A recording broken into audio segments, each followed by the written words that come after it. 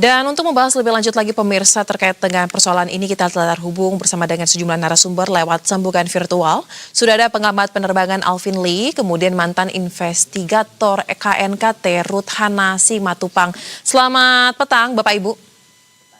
Selamat petang Mbak. Selamat petang Mbak, tapi suaranya ini lirih sekali, nggak terdengar. Baik. Dengan Soza Bapak Ibu di studio, kita akan coba sambil perbaiki kendala teknis audio tersebut. Tapi saya ingin ke Pak Alvin terlebih dahulu. Pak Alvin, kalau kita lihat terkait dengan kasus kecelakaan pesawat ATR 42500 di Sulawesi Selatan ini, mungkin Anda bisa bagikan analisa dari sisi perspektif teknis mungkin ya. Apa sebenarnya kira-kira yang menjadi penyebab awal kalau Anda lihat dari informasi yang beredar ya terlebih dahulu, dan juga mengenai kelayakan pesawat ini untuk terbang, karena dikatakan bahwa indikatornya ini memang sudah layak terbang. Silakan. Ya, baik Mbak. Saya jelaskan bahwa pertama pesawat tersebut tentunya dalam kondisi layak terbang, sebab kalau tidak layak terbang, nggak mungkin dia bisa terbang dari Jogja sampai ke Makassar, semuanya dalam kondisi normal, dan tidak ada keluhan dari pilot tentang kondisi pesawat tersebut.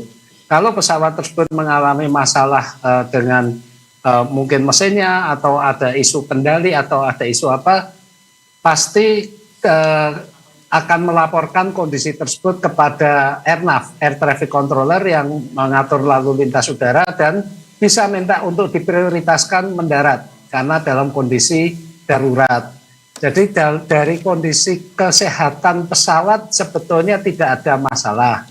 Kemudian juga dari kompetensi pilot juga tidak ada masalah, karena pilot terutama kaptennya itu juga direktur operasi dari Indonesia Air Transport dengan pengalaman dan jam terbang yang tinggi. Bahkan beliau juga sempat menerbangkan pesawat ATR 72500 ini untuk mengangkut bantuan ke daerah bencana di Sumatera. Jadi pengalaman itu sudah cukup-cukup lah ya. Kondisi cuaca saat itu juga masih tergolong normal, jarak pandang 8 km, cuaca cerah, sedikit berawan, jadi tidak ada hal-hal yang perlu dikhawatirkan dari aspek cuaca. Memang agak agak aneh ya, saat-saat terakhir menjelang mendarat, pesawat penerbangan tersebut sudah diarahkan untuk mendarat di runway 21 Bandara Sultan Hasanuddin, tapi justru pada saat-saat terakhir itulah kemudian pesawat terbang keluar dari jalurnya cukup jauh ke timur. Nah, tentunya dengan berpindahnya jalur ini menjadi suatu masalah, karena ketika pesawat itu masih dalam jalur pendaratan, ketinggian 5.000 sekian kaki di atas permukaan laut itu aman. Sejauh itu masih di dalam jalur. Tapi ketika keluar dari jalur, itu ada kontur permukaan yang berbeda. Dan di sanalah kemudian terjadi kecelakaan tersebut. Sekarang yang menjadi fokus setelah nanti tentunya ditemukan black box ya, cockpit voice recorder dan flight data recorder, KNKT tentunya akan menyelidiki apa yang menyebabkan pesawat tersebut bisa keluar dari jalur pendaratan sedemikian jauh ke timur. Demikian. Baik Pak Alvin Lee, mungkin singkat saja terkait dengan berdasarkan kasus-kasus yang ada sebelumnya, kondisi apa yang paling sering menjadi penyebab utama pesawat ini keluar dari jalur hingga cukup jauh sepanjang pengetahuan Anda mengamati terkait dengan penerbangan? Saya tidak mampu menyimpulkan ya, karena itu nanti KNKT untuk mendapatkan apa yang menyebabkan pesawat itu bisa keluar dari jalur. Semestinya itu saja butuh berbulan-bulan, apalagi sekarang belum ada fakta-fakta yang bisa menjadi basis kami melakukan analisis. Demikian, Mbak. Baik, kalau begitu ke Bu Hana. Bu Hana, Anda memiliki pengalaman panjang sebagai investigator KNKT. Terkait dengan hal tadi, Bu, mungkin bisa diceritakan juga memang prosesnya cukup panjang kah, Bu, untuk bisa menentukan terkait dengan penyebab hingga memakan waktu berapa lama biasanya kurang lebih, dan juga saya ingin menyinggung terkait dengan emergency locator transmitter yang sudah ditemukan tetapi black box-nya belum ditemukan. Nah, apakah dengan penemuan ELT ini, walaupun memang katanya rusak ya, Bu ya, masih bisa cukupkah ini hal-hal ini untuk bisa menginvestigasi apa yang menjadi penyebab peristiwa ini terjadi? Iya, kalau dibilang lama untuk mendapatkan hasil seperti yang tadi dijelaskan oleh Pak Alvin, memang panjang. Ya, kita tidak hanya memeriksa satu faktor penyebab, karena akan ada faktor organisasinya, human-nya, maintenance-nya, kemudian bagaimana pengalaman dari si pilot, kemudian perusahaannya penerbangan ini, itu semua akan diperiksa. Termasuk juga kita akan memeriksa apa yang tercatat atau direkam di dalam black box dari FDR dan CVR. Nah, ini yang memakan waktu. Nah, apalagi sekarang belum ditemukan black box-nya. Makanya kita tidak bisa membuat preliminary report dalam waktu 30 hari ke depan. Karena semakin lama ditemukan black box, maka akan makin mundur juga kami biasanya melakukan pelaporan atau menganalisa atau memberikan data faktual pertama agar diketahui oleh khalayak luas. Karena itu memang aturan dalam aneks 13. Kami harus melaporkan preliminary report dalam waktu 30 hari. Baik, baik. Berarti memang posisi ataupun keberadaan black box ini sangat menentukan ya, Bu ya, untuk membuat hasil analisa tersebut. Tapi memang sampai dengan saat ini itulah yang juga menjadi salah satu perhatian untuk dicari ya oleh tim SAR yang tengah bertugas di lapangan. Nah, terkait dengan emergency locator transmitter, Bu, dikatakan ini rusak akibat menabrak lereng gunung. Pertanyaannya, Bu, mungkin nggak sih sebelum menabrak lereng gunung, si alat ini nih, si ELT ini sempat mengalami tanda-tanda rusak mungkin terlebih dahulu, dan seberapa fatal sebenarnya ataupun seberapa penting alat ini dalam suatu pesawat untuk penerbangan? Iya, biasanya begini, ELT itu keluar memancarkan signal ke SAR itu kalau dia juga mendapatkan energi ya. Jadi dia yang langsung melemparkan signal kepada untuk orang mencari tahu di mana lokasi mereka. Nah, impact-nya ini mungkin sangat keras, jadi menyebabkan si alat itu pecah atau antena untuk menyebarkan signal itu terputus. Atau bisa juga terjadi post impact fire. Jadi ada kebakaran di alat itu sehingga terjadi kerusakan di baterai sehingga instalasi itu tidak mengirimkan signal kepada orang yang mencari. Nah, ini penyebabnya kenapa sampai rusak ya. Jadi impact-nya mungkin terlalu keras. Ya. Diduga benturannya sangat keras ya, Bu ya, sehingga inilah yang menyebabkan alat yang sangat penting tersebut dilaporkan telah rusak saat kondisi menabrak lereng gunung. Baik, kita akan lanjutkan terkait dengan pembahasan ini, tetapi Bapak Ibu dan juga pemirsa, kita harus jeda terlebih dahulu untuk menyaksikan kumandang azan maghrib berikut ini.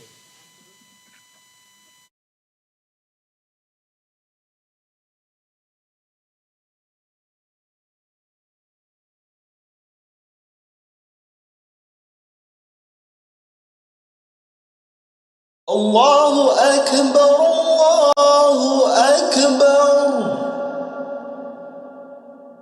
Allahu Akbar, Allahu Akbar. Asyhadu an la ilaha illallah.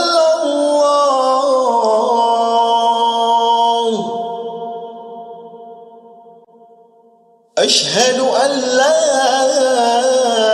ilaha illallah.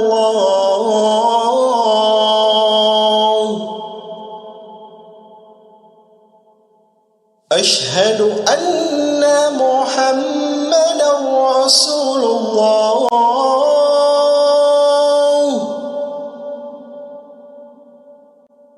أشهد أن محمدا رسول الله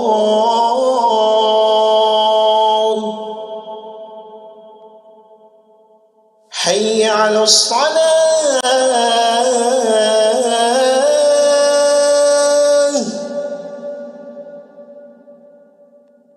حي على الصلاة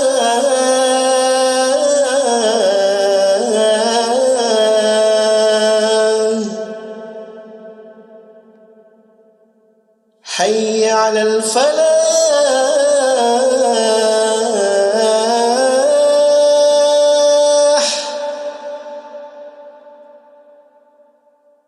حي على الفلاح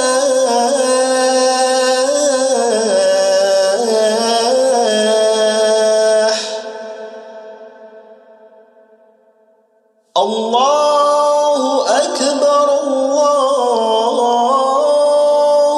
أكبر لا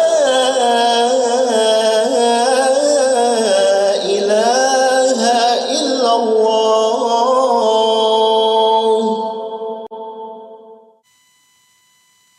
Terima kasih pemirsa, Anda kembali bersama kami di Berita Satu Utama dan kita lanjutkan pembahasan bersama dengan narasumber ada Pak Alvin dan juga Bu Hana. Saya ingin ke Pak Alvin lagi. Pak Alvin, Anda tadi mengatakan bahwa kalau dibilang layak terbang, ini memang sudah pasti layak terbang ya, karena sudah beroperasi dan juga dari sisi SDM-nya, krunya, apalagi pilotnya ini juga memiliki jam terbang yang sudah tidak mungkin lagi diragukan ya. Tetapi ada yang menarik Pak, koreksi jika saya salah ya Pak ya, informasi yang beredar ada perbedaan pernyataan yang disampaikan di mana dari pihak pemerintah sempat mengatakan bahwa kondisi pesawatnya ini layak terbang, tapi dari manajemen Indonesia Air Transport sempat mencatat adanya laporan kendala mesin sehari sebelum penerbangan ini dilakukan. Nah, pertanyaannya Pak, seberapa mungkin sebenarnya jika memang iya ada kendala dalam soal mesin ini Pak, seberapa mungkin prosesnya itu bisa dilakukan dengan cepat sehingga besoknya setelah 1 hari dilaporkan langsung bisa layak terbang Pak?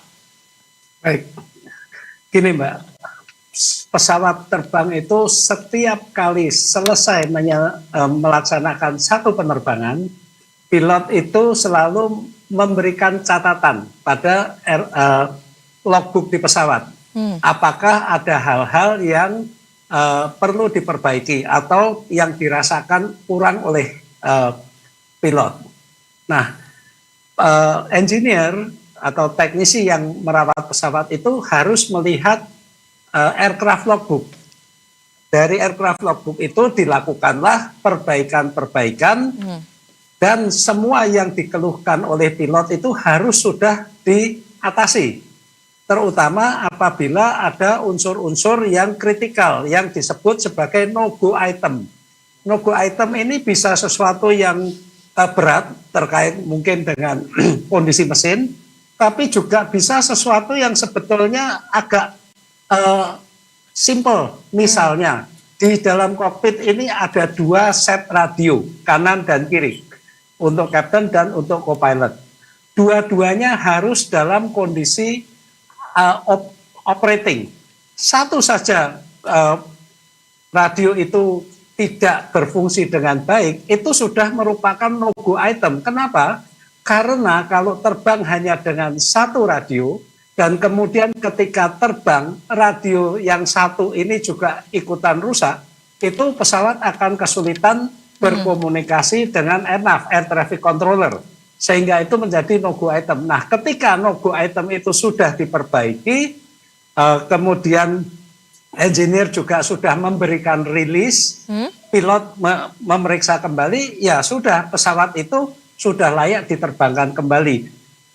Itu adalah perawatan-perawatan ringan yang dilakukan setiap kali pesawat tersebut mendarat dan sebelum melakukan penerbangan lanjutan. Apabila ada kerusakan yang berat, tentunya pesawat tidak akan melanjutkan untuk digunakan terbang, akan melalui proses perbaikan yang cukup lama dulu. Jangan lupa untuk pesawat ini sebelum terbang itu harus mendapatkan rilis dari engineer-nya, dan pilot juga merasa nyaman untuk menerbangkan pesawat tersebut. Baik. Apabila pilot tidak merasa yakin bahwa keluhan-keluhannya itu sudah diatasi, pilot berhak menyatakan tidak mau terbang. Karena bagaimanapun yang dipertaruhkan adalah nyawa pilot itu sendiri.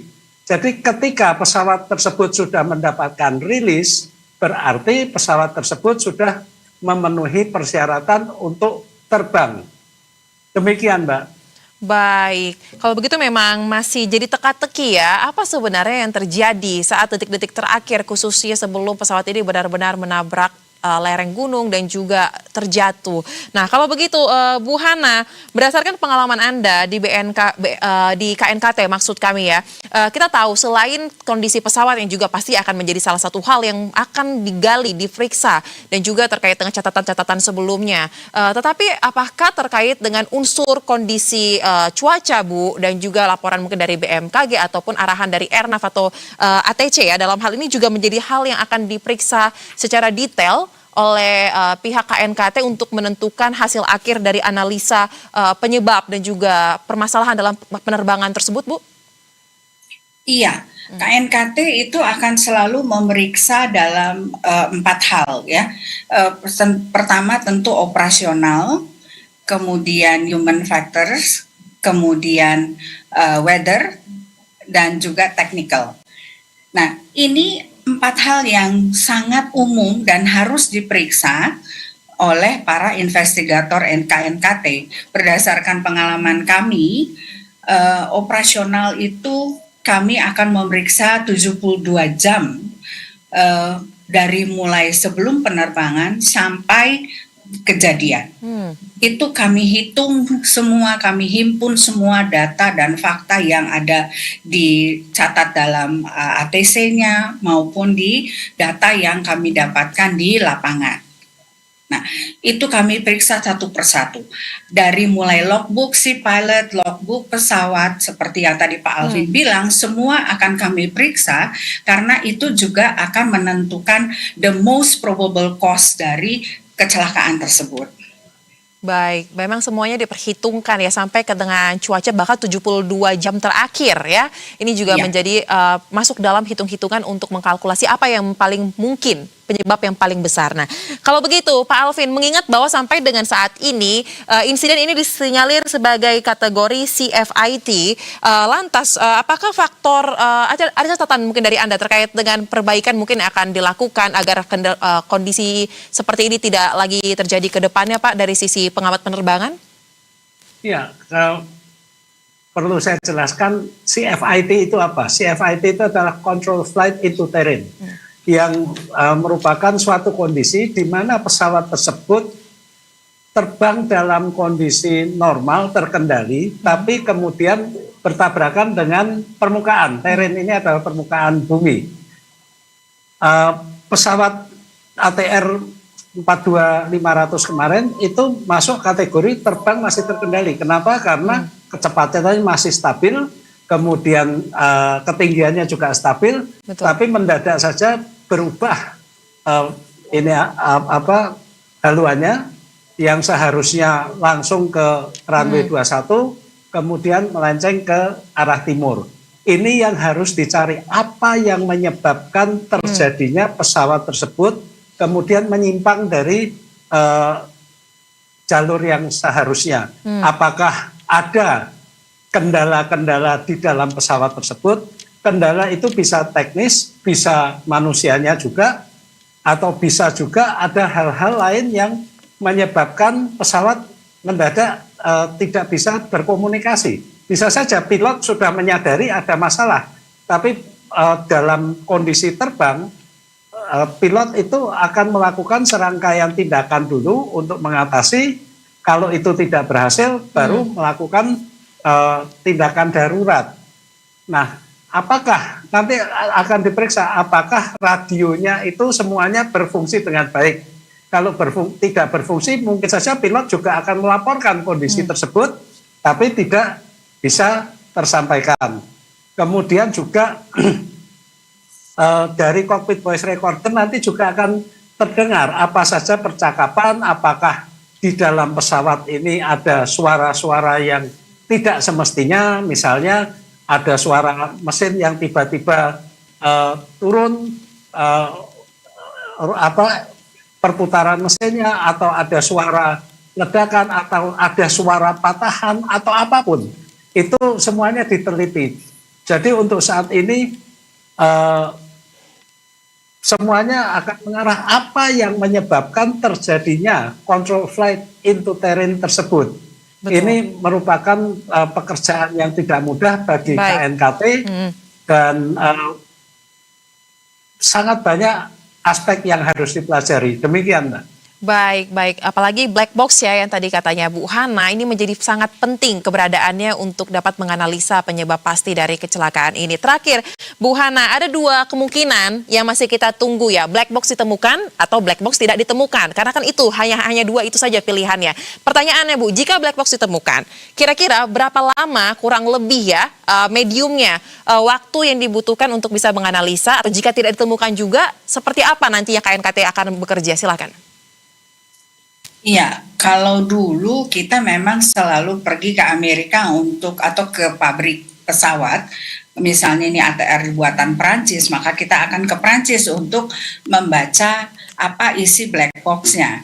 Tapi sekarang KNKT sudah punya laboratoriumnya sendiri sehingga sudah bisa dibaca di sini, sehingga mungkin tidak lama ya, karena kita juga punya peralatan yang cukup canggih untuk membaca setiap parameter yang terekam di dalam FDR. Untuk CVR kita pasti hanya membuat transkrip percakapan atau suara-suara yang terekam di dalam cockpit voice recorder itu. Sementara yang dalam FDR di mana dia akan merekam data rekaman penerbangan seperti performa pesawat, kemudian tadi sudah dijelaskan sedikit mengenai ketinggian pesawat, heading, kemudian pitch, kemudian roll, engine, autopilot, dan sebagainya, itu direkam di dalam FDR, dan itu yang akan dibaca oleh para investigator nanti untuk bisa menentukan di titik rawan atau impact-nya itu pada detik sekian atau pada koordinat berapa dan sebagainya. Itu saya pikir tidak akan lama karena kita sudah mengerjakannya sendiri. Kalau dulu memang kita harus ke Amerika atau negara lain sampai 2 minggu ya, sampai sebulan malah kadang-kadang. Tapi sekarang mungkin bisa dalam waktu cepat. Saya nggak tahu berapa cepat investigator yang saat ini bisa mengerjakan itu dan berapa tenaganya di KNKT yang sudah ahli dalam menerjemahkan parameter-parameter tersebut. Demikian, Mbak.